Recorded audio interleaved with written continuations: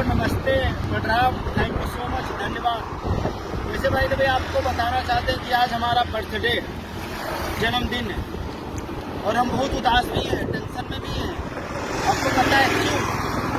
क्योंकि ये जो 20 से 30 साल की उम्र होती है ना, बहुत ही कमीनी एज होती है। फ्यूचर का टेंशन, परिवार का टेंशन, शादी विवाह का टेंशन, मतलब बहुत ज़्यादा दिक्कत करती है। आज इसलिए मैं बहुत उदास हूँ। फिर भी यार मैं क्या बताऊँ, आप लोगों ने जो मेरा सपोर्ट किया, मेरे लिए जन्मदिन के लिए पोस्ट किया ना, उसके लिए थैंक यू सो मच। हम अयोध्या गए, आ रहे बस्ती पहुँचे, नेशनल 28 पे हैं। आप लोगों का शुक्रगुजार है, धन्यवाद देना चाहते हैं, नमस्ते करना चाहते हैं। लेकिन यार ये जो लाइफ है ना 20 साल की, बहुत ज़्यादा प्रॉब्लम क्रिएट करती है। और इतना प्रॉब्लम क्रिएट करती है ना कि हम उसको समझ ही नहीं पाते कि हमारे साथ हो क्या रहा है।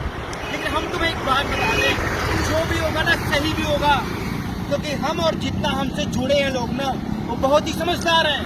हम जो भी फैसला लेंगे ना बेहतर ही होगा। भैया इसी के साथ आपको धन्यवाद, थैंक यू सो मच, नमस्ते।